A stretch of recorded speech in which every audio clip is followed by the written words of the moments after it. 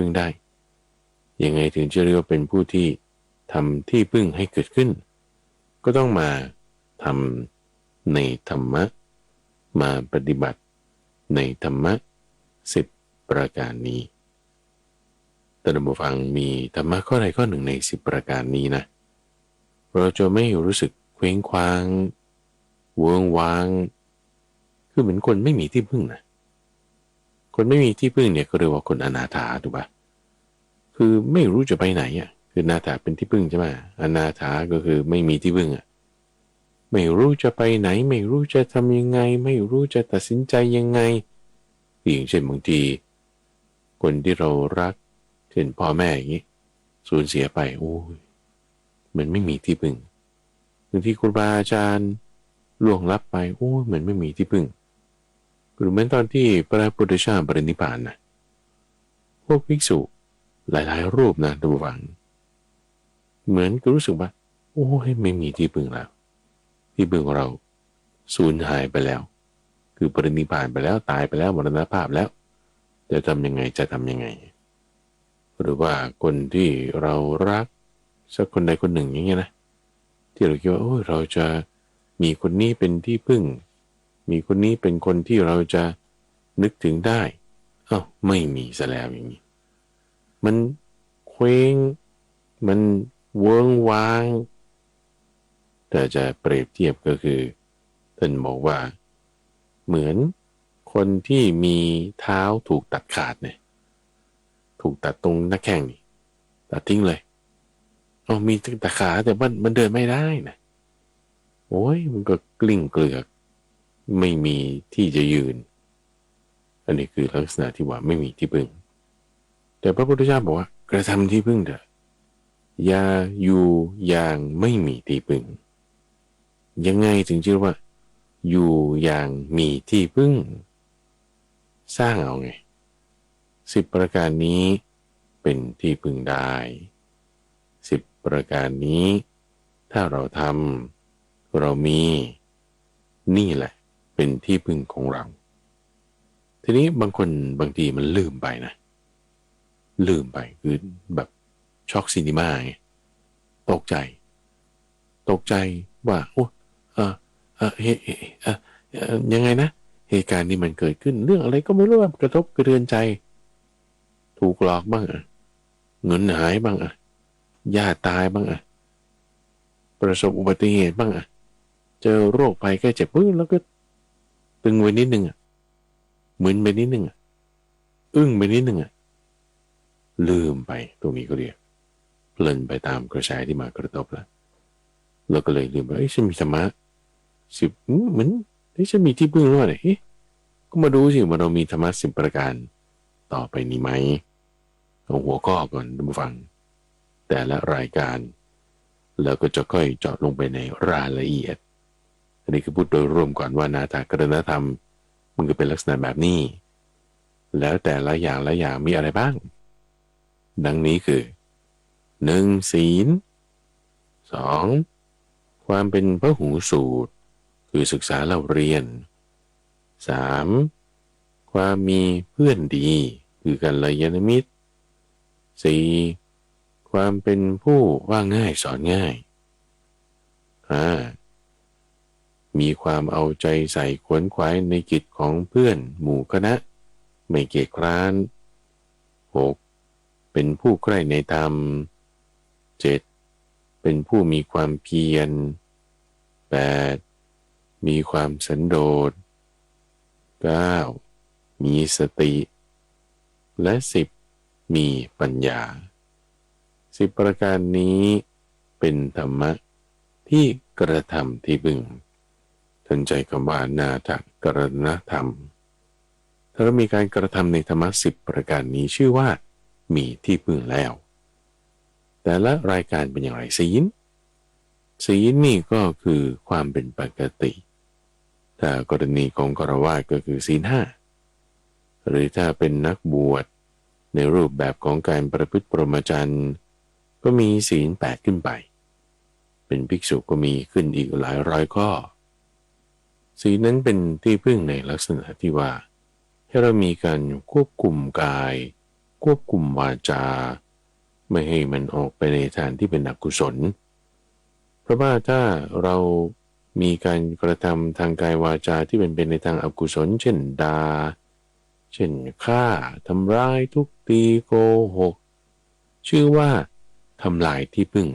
ของตัวเองทำลายที่ตนเองกำลังยืนอยู่มีศัพท์ที่ใช้เรียกว่าขุดรากของตนเองขุดรากต้นไม้ขึ้นนะทุกฝั่งมันก็อยู่ไม่ได้หรอกถ้าเราทำลายอันใดอันหนึ่งใน10อย่างนี้นะก็ชื่อว่าทำลายที่พึ่งของตัวเราเองศีลนี่เป็นข้อแรกเลยทุกฝั่งที่เป็นพื้นฐานของทุกสิ่งทุกอย่างท่านเปรียบไว้เหมือนกับแผ่นดินที่ว่าต้นไม้อาคารจะใหญ่จะเล็กจะสัตว์คือมดจะสัตว์คือช้างก็ยืนบนแผ่นดินนี้เหมือนกันแต่มาอื่นๆใดๆก็มีศีลนี่แหละเป็นพื้นฐานเพราะฉะนั้นถ้าเราสร้างศีลของเราพัฒนาศีลของเราก็ชื่อว่าเป็นผู้ที่กระทำที่พึ่งแล้วอย่าบอกว่าโอ้ฉันไม่มีที่พึ่งฉันไม่รู้จะทำยังไงจะมีทางไปศีลเนี่ยนะทุกฟังเป็นทางไปศีลเนี่ยถ้าเรามีปึ้งคุณระลึกถึงศีลเป็นศีลานุสติได้เลยอันนี้เป็นสติอันหนึ่งแล้วนะจะไปพูดถึงในข้อที่9อีกครั้งหนึ่งในประการที่2ทุกฟังคือความเป็นผู้มีการศึกษาการเล่าเรียนต้นใช้คำว่าเป็นพหูสูตรหรือพหูสุตโตที่หมายถึงการฟังให้มากสุนี่ที่เราเคยได้ยินว่าสุจิปุริใช่ไหมสุนี่คือมาจากฟังนั่นแหละคือการฟังพหูก็คือมากฟังให้มากฟังให้มากหมายถึงว่าเป็นผู้ที่เล่าเรียนให้มากนั่นเองการศึกษาการเล่าเรียนการฟังให้มากก็คือฟังสิ่งที่เป็นธรรมที่เป็นวินัยที่เป็นคำสอนที่มีความลึกซึ้งงดงามในเบื้องต้นท่ามกลางที่สุดเป็นการประกาศปรมาจารย์ที่บริสุทธิ์บริบูรณ์ครบถ้วนชัดเจนพร้อมทั้งอัตถะพร้อมทั้งพยัญชนะฟังธรรมะแบบนี้นะไม่ใช่ฟังธรรมะอะไรก็ได้นะหรือว่าฟังเรื่องนั้นเรื่องนี้อะไรไม่ใช่นะแต่ว่าฟังเจาะจงมาในธรรมะที่เป็นคำสอนของพระพุทธเจ้าแล้วก็ที่แบบว่าไม่ใช่เป็นสัตตรรมปฏิรูปด้วยนะบริสุทธิ์บริบูรณ์นะในทั้งอัตถะและพยัญชนะนะทั้งเบื้องต้นหมายถึงการปฏิบัติมาของผู้สอนมาอย่างดีท่ามกลางหมายถึงตัวคำพูดตัวคำสอนกำหนดบทพยัญชนะมาอย่างดีและที่สุดนี่ก็คือทำให้เกิดผลได้จริงๆคนนำไปทำนำไปใช้นำไปปฏิบัติแล้วเกิดผลกับตัวเองขึ้นได้นี่คือที่สุดโอ้แล้วการถึงที่สุดนี่คือที่สุดแบบไม่ต้องมาทำอะไรต่ออีกแล้วนะคือไม่ใช่ว่าแค่ได้ผลแล้วก็คือจบไปใช่ไหมแต่ว่าได้ผลจนถึงที่สุดแล้วไม่มีอื่นที่จะต้องทำต่อไปนี่คือบรรลุเป็นพระอรหันต์นะศึกษาตรงนี้ฟังตรงนี้ทำความเข้าใจตรงนี้ฟังให้มากทำไม่มากชนิดที่เรียกว่าคล่องปากขึ้นใจแทงตลอดด้วยดีด้วยความเห็นอย่างชัดเจนในนี้ถึงจะเรียกว่าเป็นพหูสูตรคือบางคนก็ฟังอยู่นะแต่ว่าไม่เก็ตนะเก็ตอยู่นะแต่ว่าเก็ตผิดๆอย่างเงี้ยเข้าใจผิดๆอย่างเงี้ยฟังแล้วอาจจะจำไม่ได้ไอ้ที่จำได้อาจจะเข้าใจผิดแต่นี้ก็ต้องฟังให้มากจำให้ได้แล้วก็ต้องเข้าใจให้ถูกด้วยประเด็นมันคือตรงนี้ว่าโอ้ยแล้วถ้าฉันไม่ได้ฟังมากล่ะไอ้ความมากความน้อยตรงนี้นะมันต่างกันตรงที่ว่าปริมาณของสิ่งที่เรารับได้ต่างหากท่านผู้ฟังบางคนอาจจะฟังน้อยแต่รับได้มากบางคนฟังมากรับได้นิดเดียวรับได้น้อยมันต่างกันยังไงก็ต่างกันตรงที่ว่าเอามาทำให้เกิดขึ้นในจิตใจแทงตลอดในธรรมะนั้นเข้าใจอย่างถูกต้องเนี่ยได้น้อยหรือมากล่ะถ้าบอกว่าคุณฟังมากจริงๆเลยนะศึกษามากจริงๆเลยนะอ่านมากจริงเลยนะได้หลายปริญญาได้ ทั้งเข้าใจตัวบทพยัญชนะต่างๆนั่นนี่รู้หลักภาษาแต่ว่าที่แทงตลอดด้วยดีด้วยความเห็นอย่างชัดเจนเนี่ยมันน้อยนี่นะก็ถือว่าหม่วยมันก็ไม่ใช่เป็นพหูสูตรแล้วคือเพราะว่าได้น้อยไงมันก็อยู่ที่ว่าคุณได้เนี่ยน้อยหรือมากในสิ่งที่คุณฟังถ้าเราฟังแค่บท2 บทนี่ก็ไม่มากนะใช่ไหมแต่ว่าในบท2 บทนี่คุณเข้าใจลึกซึ้งทั้งอรรถะและพยัญชนะของแค่บทหรือ2 บทนั้นน่ะแล้วก็แทงตลอดด้วยความเห็นชนิดที่ว่าแทงกิเลสให้มันหลุดออกไปได้ด้วยนะโอ้นี่มีที่พึ่งจริงๆนะแล้วก็ได้ธรรมะที่ฟังน้อยๆแต่ได้มากนั่นแหละไอ้ที่ได้มากนั่นคือได้มากนะมากนะจะไปหาว่าน้อยคำ2 คำบท2 บทบทนี้ก็คือคำเดียวนั่นอาจจะว่างั้นนะเช่นเราบอกว่าสิ่งทั้งหลายไม่เที่ยงนี้โอ้สิ่งทั้งหลายนี่มันก็หมายถึงภาษาที่เราเจออยู่ตอนนี้ทั้งร่างกายเราด้วยทั้งสิ่งแวดล้อมด้วยทั้งตาด้วยหูด้วยแต่แค่ฟังสั้นๆว่าสิ่งทั้งหลายไม่เที่ยงนี่แต่ว่าความเข้าใจในอัตถานี่มันลึกซึ้งแตกลงไปมากนี่อันนี้ชื่อว่าแทงตลอดด้วยดีด้วยความเห็นแล้วก็ความเห็นนั้นไปแทงตลอดไอ้เจ้ากิเลสออกไปด้วยโอ้นี่จะทำให้เรามีที่พึ่งอย่างมากเลยสิ่งนี้เป็นที่พึ่งได้เป็นที่เกาะได้เป็นที่จับได้เป็นที่พึ่งทางใจได้ความเป็นมหูสูตรเนี่ยนอกจากว่าจะเป็นที่พึ่งตรงนี้แล้วยังเหมือนเป็นอาวุธด้วยนะท่านผู้ฟังอาวุธในการที่จะต่อสู้กับภาษาที่มากระทบต่อสู้เนี่ยไม่ใช่ว่าสู้ได้อัจฉริสัตราคำด่าคำว่าหรือใช้วาจาที่มันแทง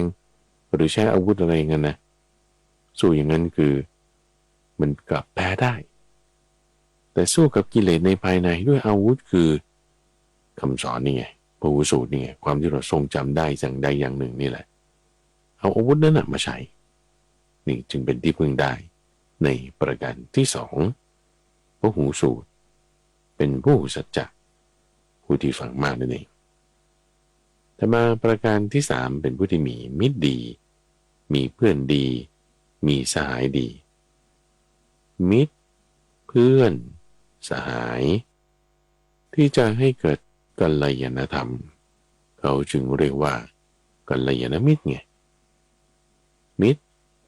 มาจากรากศัพท์คำว่าเมตตาเนี่ยคำเดียวกันเห็นแล้วแหมมันมีความสบายใจมิตรที่จะเป็นที่พึ่งได้ตามฟังพระพุทธเจ้าอธิบายไว้ในพระสูตร1กับสิกขละกะมานพพูดถึงมิตรที่มีอุปการะมิตรร่วมทุกข์ร่วมสุขมิตรแนะประโยชน์มิตรมีความรักใคร่4ประเภทนี้ชื่อว่าเป็นกัลยาณมิตรที่จะสามารถทำกัลยาณธรรมให้เกิดขึ้นได้กัลยาณมิตรนี้นั้นระวังในแต่ละประเภท4อย่างก็ขอพูดเจาะนิดนึงเพื่อให้ท่านผู้ฟังได้เห็นภาพว่าถ้าเรามีเพื่อนแบบนี้นะมันก็ดีอย่างหนึ่งนะในความที่ว่ามิตรผู้มีอุปการะนี่คือรักษาเพื่อนผู้ประมาทแล้วรักษาสมบัติของเพื่อนผู้ประมาทแล้วเมื่อมีภัยก็เป็นที่พึ่งบำนักได้เมื่อมีกิจธุระอะไรที่ต้องช่วยเหลือออกทรัพย์ให้เกินกว่าที่เคยออกปากไว้อันนี้คือพึ่งได้เลยมีอุปการะกันเลยข้อที่2มิตรร่วมทุกข์ร่วมสุขนั้นก็คือบอกความลับของตนกับเพื่อนปิดความลับของเพื่อนไม่ละทิ้งในยามมีอันตรายและแม้ชีวิตก็สละเพื่อประโยชน์ของเพื่อนได้มิตรในประโยชน์นั้นมีคุณสมบัติ4ประการคือห้ามจากความชั่วให้ตั้งอยู่ในความดีให้ฟังสิ่งที่ยังไม่เคยได้ฟังและบอกทางสวรรค์ให้ส่วนมิตรมีความรักใคร่คือไม่ยินดีในความเสื่อมของเพื่อนยินดีในความเจริญของเพื่อนห้ามคนที่ว่ากล่าวโทษเพื่อนและสรรเสริญคนที่สรรเสริญเพื่อนถ้าเรามีมิตร 4ประเภทนี้แหมนี่คือเป็นกัลยาณมิตรเลยหรือว่าเราเห็นใครว่าเขาอาจจะมีไม่ครบเราจะเป็นคนดีเป็นเพื่อนดีกับเขาเราก็ต้องมีคุณสมบัติในมิตรสี่จำพวกนี้อย่างใดอย่างหนึ่งมีให้มันมากเอาไว้ทั้งคุณธรรมและจำนวนหรือในอีกนัยยะหนึ่งนะท่านฟังคำว่ามิตรนี่หรือกัลยาณมิตรนี่มันไม่ได้เจาะจงเฉพาะหมายถึงบุคคลไม่ว่าอาจจะเป็นฆราวาสเพื่อนเราจะมีอายุน้อยกว่ามีอายุมากกว่าหรืออาจจะเป็นพระเจ้าพระสงฆ์ที่เราจะไปปรึกษาขอคำแนะนำได้หรือในยะที่สามนะดูฟังก็เอาคำสอนนี่แหละเป็นกัลยาณมิตรได้เอาอริยมรรคมีองค์8เป็นกัลยาณมิตรได้เหมือนกันนะมีนัยยะหนึ่งที่ได้ตรัสไว้กับท่านพระอานนท์บอกว่ามรรค8นี่เป็นกัลยาณมิตรได้เหมือนกันนี่คือประการที่3ของธรรมะที่จะกระทำความเป็นที่พึ่งให้เกิดขึ้นได้และประการที่4ตำวังนี่คือความเป็นผู้ที่ว่าง่ายท่านใช้คำว่าสุวโจหรือว่าโสวจัสสตาความเป็นผู้ว่าง่ายเนี่ยหมายถึงว่าสอนง่ายบอกง่ายมีเหตุผลรับฟังด้วยความเคารพหนักแน่นเป็นผู้ที่อดทนรับฟังคำสอนคือทำไมต้องฟังโดยเคารพอดทนหนักแน่นเพราะว่าคำสอนเนี่ยมันจะเป็นลักษณะที่แก้ไขจากที่ผิดให้ถูกไงทีนี้พอผิดปุ๊บแล้วแหมคือคนมันทำอย่างเงี้ยมันเคยชินมาอย่างนี้ใช่ไหมแต่ไอ้นี่ใช้งานไม่ได้นะมันจะอึกนิดหนึ่งเข้าใจปะแล้วก็ฉันทำมาอย่างนี้มันก็นี่ไงแล้วถ้าบอกว่าไม่อดทนไม่รับฟังโดยเคารพมันก็จะเรียกว่าบอกยากไงตัวอย่างของลักษณะที่ว่าบอกยากนั้นก็คือ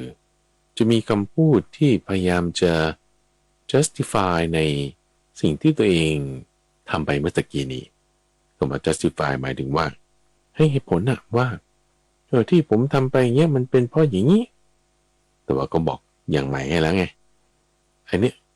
มีความเป็นผู้บอกยากอยู่นะยกตัวอย่างเช่นว่าล้างจานงานง่ายๆธรรมดาใช่ไหมล้างจานสมมุติว่าเพื่อนของลูกมาที่บ้านเราอย่างเงี้ยนะแล้วก็มากินข้าวเสร็จปุ๊บแล้วก็เพื่อนของลูกเนี่ยก็ช่วยล้างจานเนาะนี่คือสมมติสถานการณ์ขึ้นนะท่านฟังนะล้างจานงานง่ายๆธรรมดาลูกก็เลยไปเอาฟองน้ำคือมาบ้านครั้งแรกแล้วก็ที่ล้างจานก็มาตรฐานทั่วไปใช่ไหม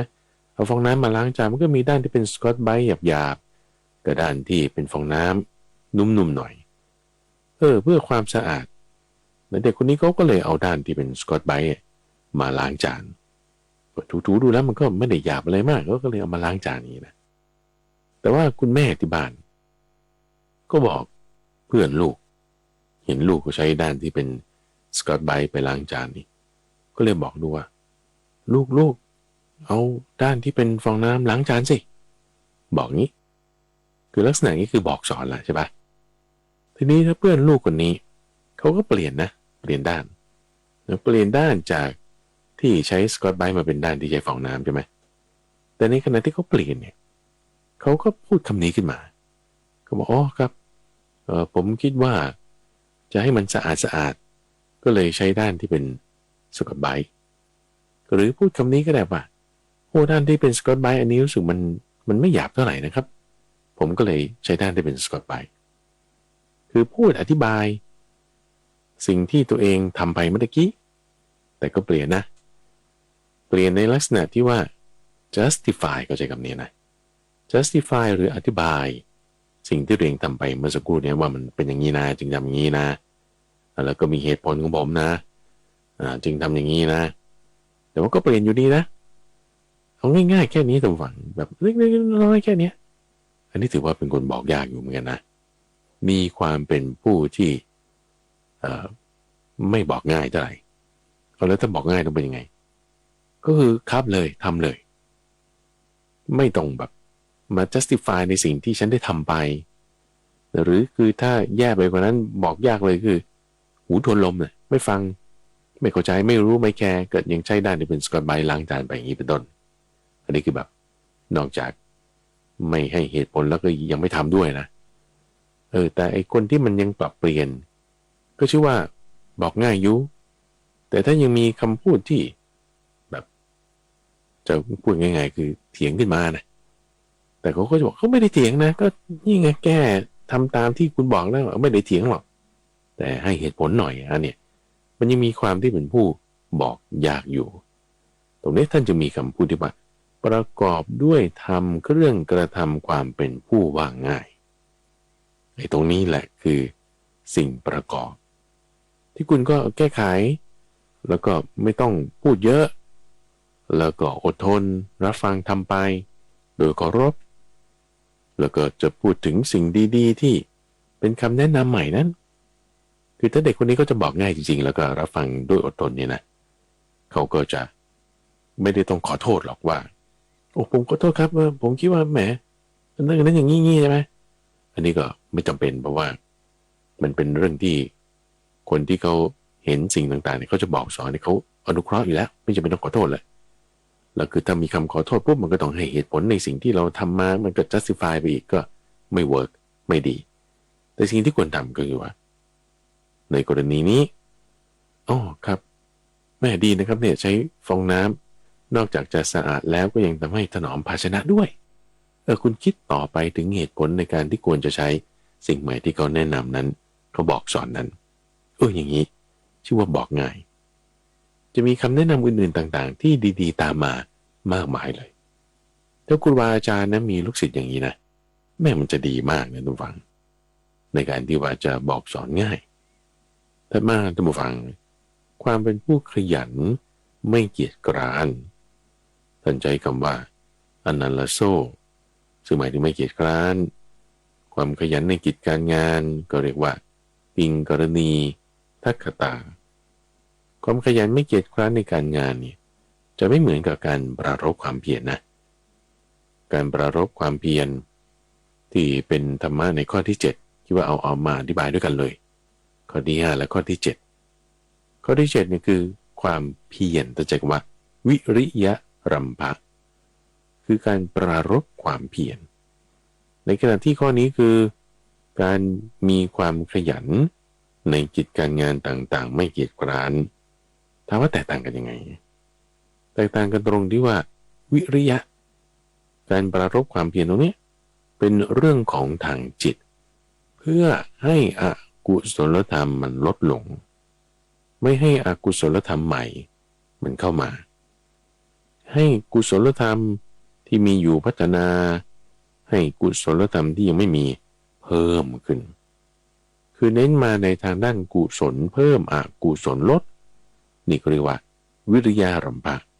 การปรารภความเพียรในขณะที่ความขยันไม่เกียจคร้านในกิจการงานคือเอางานที่อยู่ภายนอกเพราะฉะนั้นมันจึงแยกเป็นภายนอกภายในไงภายนอกนี่คืออนันลโซความขยันความไม่เกียจคร้านในกิจการงานต่างๆในขณะที่วิริยะคือความเพียรนั้นเอาเรื่องภายในจิตใจจะได้ความขยันด้านกิจการงานภายนอกนั้นก็คือทำเองก็ได้จัดให้กระทำก็ได้ถ้ามันมีกิจการงานอะไรของหมู่คณะที่มันจำเป็นต้องจัดจำเป็นต้องทำอันนี้ทำเลยจัดเลยการทำการจัดนั้นช่วยเหลือกันแล้วถ้าตรงกันข้ามนี่เป็นยังไงคือไม่ใส่ใจอะไรก็จะทำอะไรโลกก็กุศลธรรมลดทำไม่ได้หนุ่มพยายามปรารภความเพียรความเพียรในที่นี้วิริยะคำแปลโดยตรงเลยทุกฝังคือความกล้ากล้าในการที่จะเผชิญหน้าคือเราจะเอาอกุศลธรรมออกไปไม่ได้เราทุกฝังถ้าเรามือไม่เปื้อนหมายความว่าไงนะถ้าคุณจะทำความสะอาดนะใช่ปะจะกวาดเศษสิ่งสกปรกจะเช็ดสิ่งเปื้อนออกไปมันก็ต้องเปื้อนบ้างนะมันก็ต้องลงมือใช่ไหมล่ะเอาผ้าคีริ้วมาซับน้ำมาเช็ดลงไปเนาะแบบ ล้างลงไปขัดลงไปมันต้องแบบว่ามีความแปดเปื้อนมีการลงมือตรงนี้แหละจิตใจเราเหมือนกันแต่ฟังว่าตรงไหนที่มันกลัวไม่ชอบมันต้องลงมือทำแหละคำว่าไม่ชอบนี่นะคือความดีบางอย่างเราทำไม่ได้นะทำไม่เป็นงงไม่เข้าใจเช่นนั่งสมาธิอย่างเงี้ยโอ้ยฉันนั่งไม่ได้ฉันโอ้ยจิตใจฟุ้งซ่านโอ้ยไม่สงบอย่างเงี้ยนะก็เลยไม่ทำหรอกแต่ฝืนสิใช่ป่ะคุณจะกำจัดสิ่งที่เป็นอกุศลคือความขี้เกียจลงออกได้คุณจะเพิ่มกุศลคือสมาธิขึ้นได้ต้องจี้จ่อไว้ตรงนั้นนะตรงที่ไม่ได้กุศลแต่ก็นะลงมือทำนะนี่แหละตรงนี้ภาษาอังกฤษก็เรียก get hand dirty ลงมือเลยมือต้องเปื้อนต้องลุยในที่นี้ก็คือต้องกล้ามาจากวิริยะลงมือทำเลยจำไม่ได้ใช่ไหมจำเลยยังไงนะก็ท่องมันไปหลายๆรอบแล้วเดี๋ยวมันก็จำได้จดลงไปมันหลายๆครั้งเดี๋ยวมันก็จำได้โอ้ยแต่ฉันจำไม่ได้ก็นี่ไงผมพยายามทำกุศลให้มันเกิดขึ้นปัญญาใคร่ควรเรื่องนั้นเรื่องนี้ไม่เข้าใจเลยธรรมะข้อนี้ทำไมมันยากแท้ก็นั่นแหละปรารภความเพียรเลยก็เพราะมันยากก็เลยไม่คิดโอ้ยเล่น Facebook ดีกว่าเรื่องยากมันจะไปคิดทำไมอันนั้นขี้เกียจอะไรไม่กล้านี่ไม่กล้าไม่ปรารภความเพียรกุศลธรรมเพิ่มด้วยนี่เกียจคร้านเผลอเพลินไม่สงบฟุ้งซ่านไปในทางต่ำไอ้สิ่งที่เป็นกุศลมันก็ลดลงกุศลเพิ่มไม่ได้กล้าเลยพุ่งหน้ามุ่งเข้าใส่เลยไหนดีใช่ไหมนี่ไม่ชอบทำไม่เป็นใช่ไหมลุยลองทำดูไหนอันนั้นไม่ดีใช่ไหมไม่ทำกำจัดออกไปไม่สนไม่ใส่ใจนี่แหละคือการปรารภความเพียรเป็นธรรมะประการที่7นะอยู่ในหัวข้อที่7ที่มาพูดถึงเปรียบเทียบกันมีความใกล้เคียงกันอยู่แต่ว่าเปลี่ยนแปลงทางด้านภายนอกภายในตัวนั่นเองส่วนธรรมะในหัวข้อที่6คือความเป็นผู้ใคร่ในธรรมคือธรรมกาโมใคร่ใฝ่รู้ใส่ใจพอใจในการที่จะศึกษาธรรมะหัวข้อธรรมะอะไรก็ตามคือมันไม่เหมือนกับพระหูสูตรตรงนี้ตรงที่ว่าโอ้ธรรมะอันยิ่งวินัยอันยิ่งท่านจะกล่าวว่าอภิธรรมอภิวินัยก็ใกล้ที่จะฟังยินดีพอใจมีความปราโมทย์ก็จะเปรียบเทียบไงอย่างเช่นว่าท่านผู้ฟังขึ้นรถกับรถไปอย่างนี้นะจะเปิดเพลงหรือจะเปิดเทศนะคิดใช่ไหมคิดฉันจะฟังเพลงนี้ก็น่าฟังดีนะแต่ว่าฟังเทศดีกว่าอย่างนี้นี่แสดงว่าเป็นผู้ใคร่ในธรรมแต่โอ้ยฟังเทศเบื่อแล้วบางคนมี SD การ์ดหรือว่า CD พระมหาไพบูลย์นี่ก็ฟังซ้ำมันอยู่ตอนเดิมมาแล้วเบื่อแล้วก็ว่าก็เปิดเพลงดีกว่าอันนี้แสดงว่าไม่ใคร่ในธรรมนี่คือฟังธรรมนะการแสดงธรรมก็ด้วยนะท่านฟังลักษณะการแสดงธรรมนี่ก็หมายถึงว่าให้คำแนะนำบอกสอนคนอื่นเขานะถ้าบอกสอนในเรื่องที่มันไม่ใช่เรื่องธรรมะอย่างเช่นว่ามีคนเขาเครียดอย่างนี้เป็นต้นนะโอ้มีปัญหาในที่ทำงานเรื่องการเรียนทำไมมันยากแน่นั่นนี่โน่นใช่ไหมเราจะให้คำแนะนำกับลูกบ้างกับเพื่อนบ้างกับใครก็ตามหลานบ้างพี่น้องบ้าง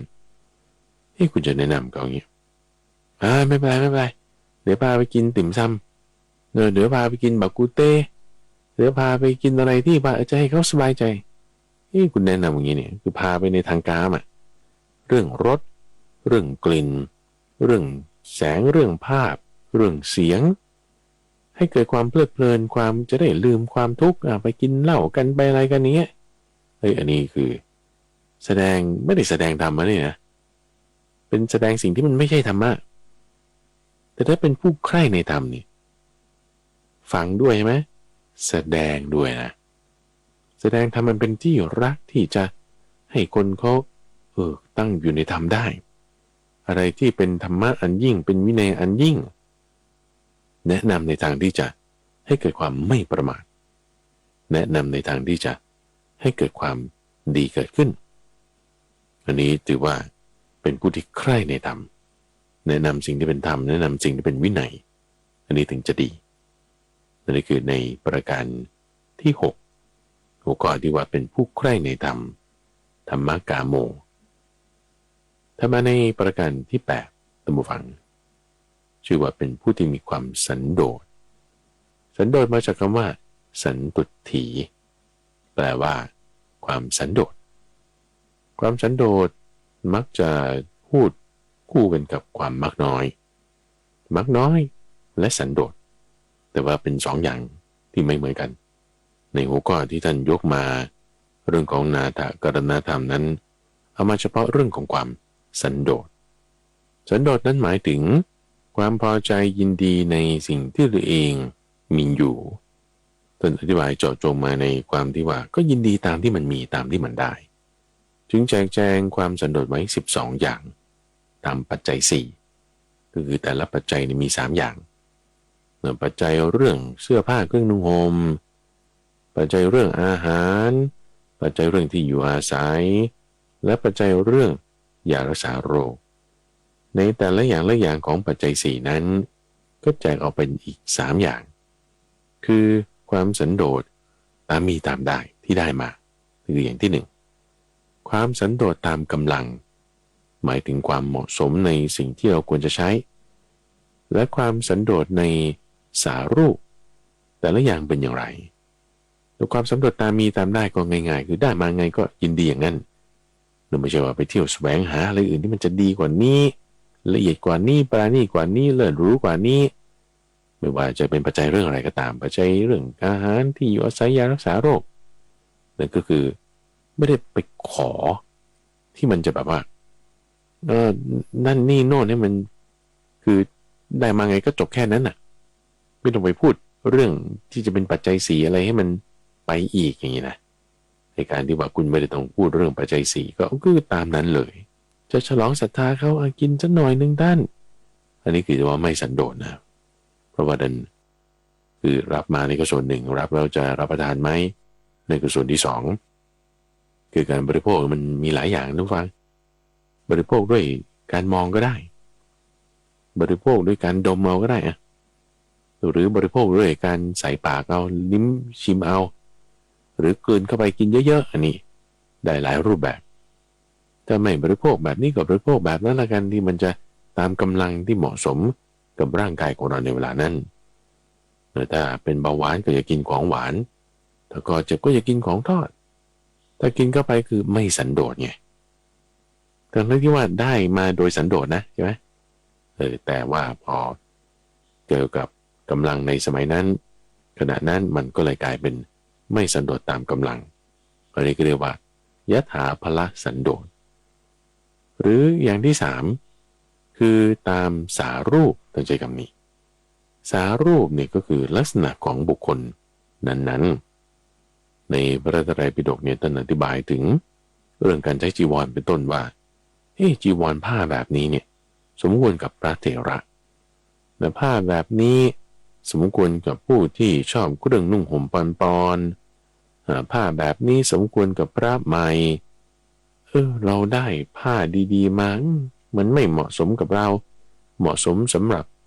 พระเถระเราก็เอาไปให้พระเถระเราก็ใช้ผ้าที่มันผืนสำหรับพระใหม่อย่างนี้เป็นต้นอันนี้คือยถาสารูปสันโดษ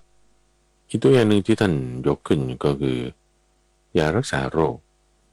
ยารักษาโรคนี่มันจะมีแบบที่ประณีตกับแบบที่หยาบอย่างประณีตก็คือน้ำผึ้งผสมกับโยเกิร์ตอย่างเงี้ย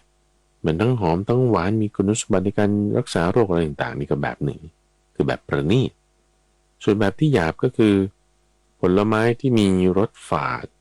มาดองกับน้ำปัสสาวะหรือว่าน้ำแสบมีน้ำเกลือเป็นต้นมันคือเอาผลสมอบ้างหรือว่าผลมะขามป้อมบ้างนำมาดองในน้ำเกลือหรือน้ำปัสสาวะแล้วมันก็จะมีคุณสมบัติของ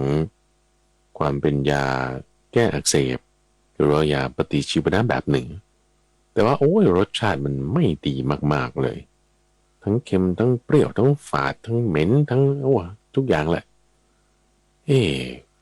ได้มาสองอย่างนี้ทำไงโอ้ยาที่มันมีรสหวานรสอร่อยเนี่ยควรกับพระพุทธเจ้าหรือควรกับพระเถระควรกับพระที่บวชมานานเราเป็นคนใหม่ๆนี่ยังเป็นผู้น้อยอยู่เราเอายาดองน้ำมูดเน่านี่แหละนี่คือเหมาะสมกับสารูปนี่คือท่านอธิบายไว้ในพระไตรปิฎกนี้นะและในบรรดาความสันโดษทั้ง3อย่างนี้ท่านก็อธิบายถึงความสันโดษในสารูปนี่เป็นความสันโดษที่เลิศที่สุดอันนี้คือในประการที่8แต่มาในข้อที่9นั่นคือสติก็คือการระลึกได้ระลึกถึงสิ่งที่ทำจำคำที่พูดแล้วแม้นานได้ท่านก็จะแจกแจงออกเป็นสติปัฏฐาน4การเห็นกายในกายเวทนาจิตและธรรมเป็นต้นแต่ละอย่างนั้นก็คือให้เป็นที่ตั้งที่ระลึกถึงจุดประสงค์ของสตินั้นคือไม่ให้เพลินไปไม่ให้เผลอไปไม่ให้ประมาทไปตามอะไรภาษาที่มากระทบนั่นแหละ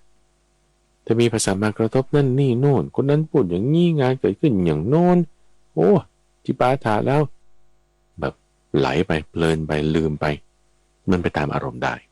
อารมณ์ที่เกิดขึ้นกับงานอารมณ์ที่เกิดขึ้นกับการเรียนอารมณ์ที่เกิดขึ้นกับครอบครัวอารมณ์ที่เกิดขึ้นกับสิ่งแวดล้อมนั่นแหละเราจะไปตามอารมณ์นั้นได้ไม่มีที่พึ่งแล้วอย่างนี้ปลิวแล้วพัดไปแล้วเป็นกระแสไงลมป่าคนบ้างลมสิ่งแวดล้อมบ้างเป็นกระแสพัดจิตเราไปมานั่นนี่โน่นถ้าไม่มีที่พึ่งคือสตินี่นะไปแล้วไปตามอารมณ์แล้วไปตามกระแสของภาษาแล้วสติจึงเป็นที่พึ่งสตินี่คือประกอบกันกับในส่วนอื่นๆต่างๆเลยล่ะอย่างความที่เราจะเป็นคนขยันไม่เกียจคร้านในกิจการงานต่างๆมีความเพียรมีความกล้าฟังธรรมไม่ฟังเพลงเนี่ยมันต้องมีสติประกอบไว้อยู่ตลอดเลยสติตรงนี้จึงเป็นหัวข้อที่สำคัญเป็นอธิบดีท่านว่าคือความเป็นใหญ่ตามสายงานมาและในทุกขั้นตอนไม่ว่าจะข้อเล็กๆน้อยๆอย่างศีลเนี่ยเบื้องต้นเนี่ยแรกๆเลยฉันจะไม่โกหกหรอกคุณก็ต้องมีสติระลึกถึงความที่ว่างั้นฉันจะพูดความจริงละฉันจะไม่โกหกละความระลึกถึงสิ่งที่ดีได้นั้นน่ะก็คือเป็นสัมมาสติละสติก็เกิดขึ้นละในขณะที่เรารักษาศีลเป็นต้นแต่สติเนี่ยจึงต้องมีประกอบอยู่ในทุกขณะทุกเวลาเลยท่านผู้ฟังเพื่อให้เราไม่เผลอไปเป็นผู้ที่ไม่ประมาทคนไม่ประมาทก็คือคนที่มีสตินั่นเองและในประการสุดท้ายท่านผู้ฟังคือเรื่องของปัญญาในที่นี้ท่านอธิบายเจาะจงไว้เลยว่าเป็นปัญญาเครื่องชำระกิเลสเป็นปัญญาชนิดที่เป็นอริยะไม่ใช่ปัญญาที่แบบเรียนหนังสือได้จำดีจำเก่งอะไรก็เป็นปัญญาอยู่เหมือนกันแต่ว่าไม่ใช่เป็นปัญญาชำระกิเลสอันนั้นเป็นปัญญาในการที่จะทำมาหากินบ้างวิชาชีพบ้างสอบบ้างหรือเอาตัวรอดบ้างนั่นเป็นปัญญาอย่างหนึ่งแต่คนที่อาจจะไม่ได้มีปัญญาแบบนั้นฉันก็จำไม่ค่อยได้เก่งนะแล้วก็เรียนไม่ค่อยได้สูงนะเกรดก็ไม่ค่อยได้ดีนะแล้วก็เอาตัวรอดก็ไม่ค่อยเป็นด้วยนะแต่ว่ามีปัญญาข้อนี้ไหม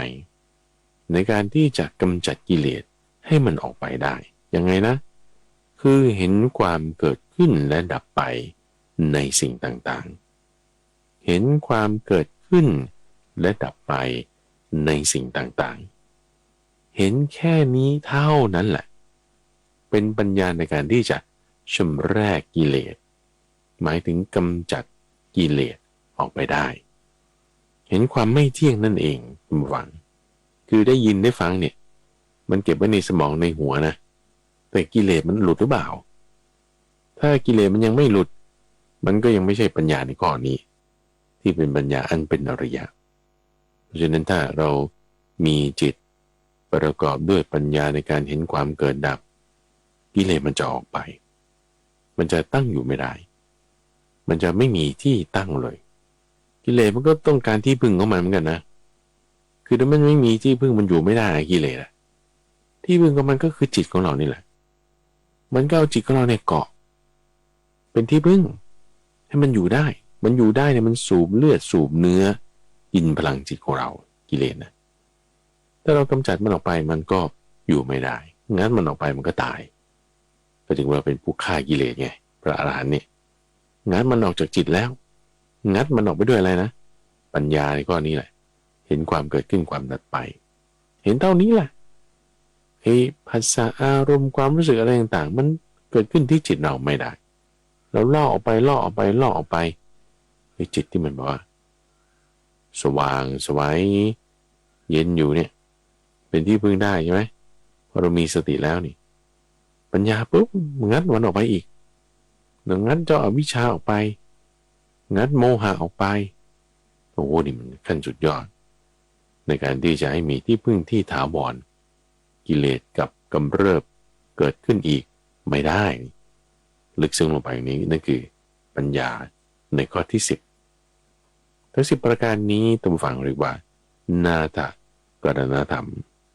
สามหัวข้ออีกทีนะคือศีลความเป็นพหูสูตรฟังมากได้เนื้อหาเข้าในจิตใจมากความมีเพื่อนดีมิตรดีในข้อที่3ข้อที่4คือความเป็นผู้บอกง่ายว่าง่ายรับฟังคำตักเตือนด้วยความเคารพหนักแน่นข้อที่5นั่นคือความเป็นผู้ไม่เกียจคร้านความเป็นผู้ขวนขวายในกิจการงานต่างๆข้อที่6นั้นเป็นผู้ที่ใคร่ในธรรมทั้งการฟังและการแสดงข้อที่7เป็นผู้ที่ปรารภความเพียรข้อที่8มีความสันโดษข้อที่9มีสติแล้วก็ที่10คือปัญญาเราพัฒนาเอาตามฝังสร้างเอากระทำเอาเรากระทำข้อใดข้อหนึ่งใน10อย่างนี้ชื่อว่ามีที่พึ่งแล้วไม่ถือว่าเป็นคนไม่มีที่พึ่งอย่าอยู่อย่างคนไม่มีที่พึ่งเลยโปรดอยู่อย่างคนมีที่พึ่งเถิดพระพุทธเจ้าขอร้องไว้บอกไว้ชี้แจงไว้ลักษณะนี้คือการพึ่งตนพึ่งธรรมนั่นเองพอเราเอาตนมาปฏิบัติมากระทำในธรรมะ10อย่างนี้ชื่อว่ามีตนเป็นที่พึ่งมีธรรมะเป็นที่พึ่งนาถกรณธรรมดูฝั่งในหัวข้อนี้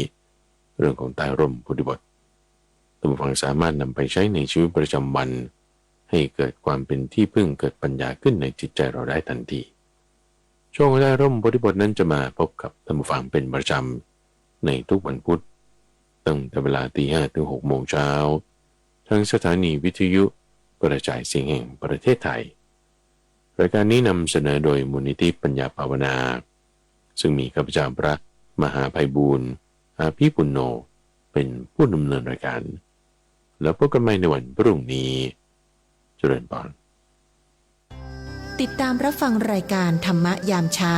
ได้ใหม่ในวันและเวลาเดียวกันนี้ทางสถานีวิทยุกระจายเสียงแห่งประเทศไทยจังหวัดลำปาง FM 97 เมกะเฮิรตซ์